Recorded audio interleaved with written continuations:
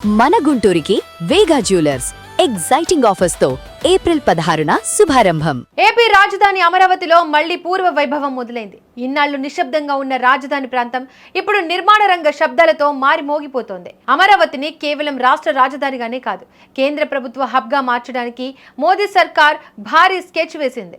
అక్షరాల 2,534 కోట్ల రూపాయలతో అమరావతి దశ దిశ మార్చేసే ప్రాజెక్టులకు కేంద్రం గ్రీన్ సిగ్నల్ ఇచ్చింది. అసలు అమరావతిలో నిర్మించబోయే ఆ కామన్ సెంట్రల్ సెక్రటేరియట్ ఏంటి? కాగ్ ఆఫీస్ ఎక్కడ వస్తోంది? హడ్కో ప్లాన్ ఏంటి? ఈ రోజు వీడియోలో అమరావతి లేటెస్ట్ డెవలప్మెంట్ గురించి పూర్తి వివరాలు తెలుసుకుందాం. కేంద్ర గృహ నిర్మాణ శాఖ తాజాగా అమరావతి కోసం ఒక మాస్టర్ ప్లాన్ రెడీ చేసింది. దీనికి సంబంధించి డిపిఆర్ కూడా సిద్ధమైపోయింది. ఇందులో 2 ప్రధాన భాగాలున్నాయి. అందులో మొదటిది కేంద్ర సచివాలయం. దీనికోసం అక్షరాల 1,299.08 కోట్లు కేటాయించారు. ఢిల్లీలో ఉన్నట్లుగానే అమరావతిలో కూడా కేంద్ర ప్రభుత్వ కార్యాలయాలన్నీ ఒకే చోట ఉండేలా ఈ భారీ భవనాన్ని నిర్మిస్తున్నారు. దీనికోసం సిఆర్డీఏ ఇప్పటికే 5.53 ఎకరాల భూమిని కేటాయించింది. ఇక రెండవది నివాస సముదాయాలు. కేంద్ర ప్రభుత్వ ఉద్యోగుల కోసం 1,234.91 కోట్లతో అత్యాధునిక క్వార్టర్లను నిర్మిస్తున్నారు. దీనికోసం 17 ఎకరాల భూమిని సిద్ధంగా ఉంది. ఈ ప్రాజెక్టు ఫైల్ పై ఆర్థిక మంత్రి నిర్మలా సీతారామన్ గారు ఇప్పటికే సంతకం చేసేశారు. త్వరలోనే కేంద్ర కేబినెట్ దీనికి ఫైనల్ ఆమోదం తెలపనుంది. ఇక అమరావతిలో కేవలం కార్యాలయాలే కాదు, రాజ్యాంగబద్ధమైన సంస్థలు కూడా అడుగు పెడుతున్నాయి. దీనికి నిదర్శనమే కాగ్ ప్రాంతీయ కార్యాలయం.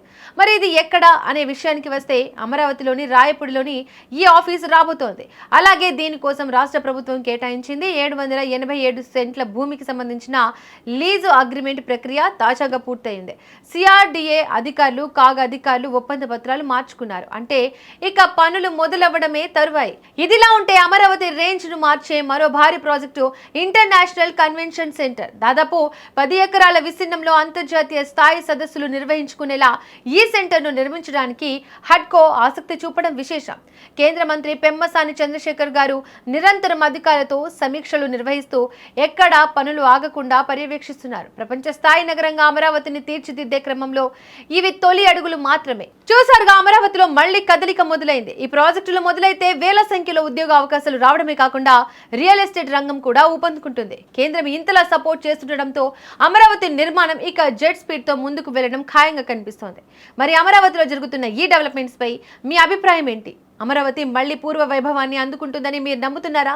అయితే మీ అభిప్రాయాన్ని కింద కామెంట్ బాక్స్ లో తెలియజేయండి.